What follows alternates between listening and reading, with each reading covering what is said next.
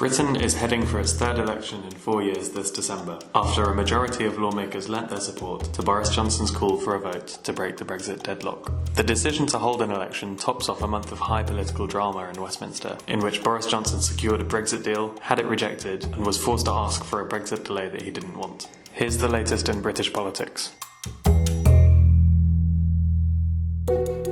When Boris Johnson arrived at the summit of EU leaders on October 17th, the pressure was on. Britain's exit from the EU was looming, and the UK still didn't have a Brexit deal that its lawmakers could agree on. To the surprise of many, Johnson came away from Brussels with a renegotiated deal in hand. The only remaining obstacle was to get it ratified by Parliament. That was going to be a harder task. Leading a minority government, Johnson's Conservative Party didn't have a majority in Parliament. No sooner than the ink was dry on the New Deal, opposition leaders were saying they could never support it. No Labour MP could support such a reckless deal that would be used as a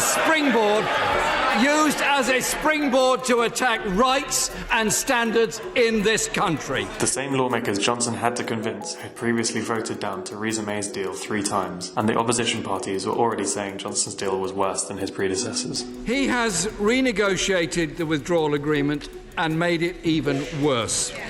With just days to go until October 31st, lawmakers convened in Parliament on a Saturday for the first time since the UK went to war with Argentina in 1982. Johnson hoped lawmakers would lend their support to his deal there and then. If Johnson failed to get his deal ratified that evening, he would be forced by law to ask the EU for a Brexit extension. That was something Johnson had said repeatedly that he would never do. I'd rather be dead in a ditch. What on earth is the point of a further delay? But that's exactly what happened.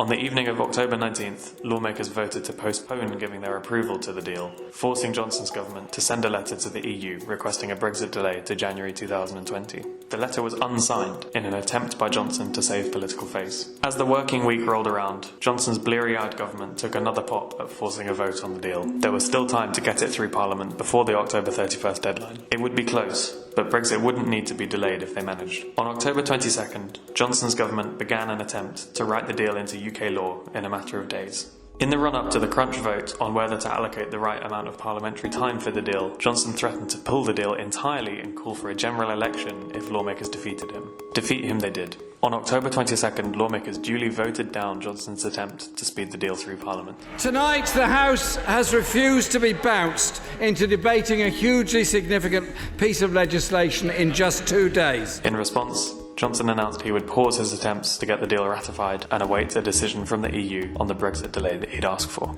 Until they've reached a decision, I must say, we will pause this legislation. After a few days of talks, on October 28th, EU leaders agreed to delay Brexit until January 31st, or sooner if lawmakers ratify the deal. On October 29th, to break the Brexit deadlock, lawmakers voted to hold an election on December 12th.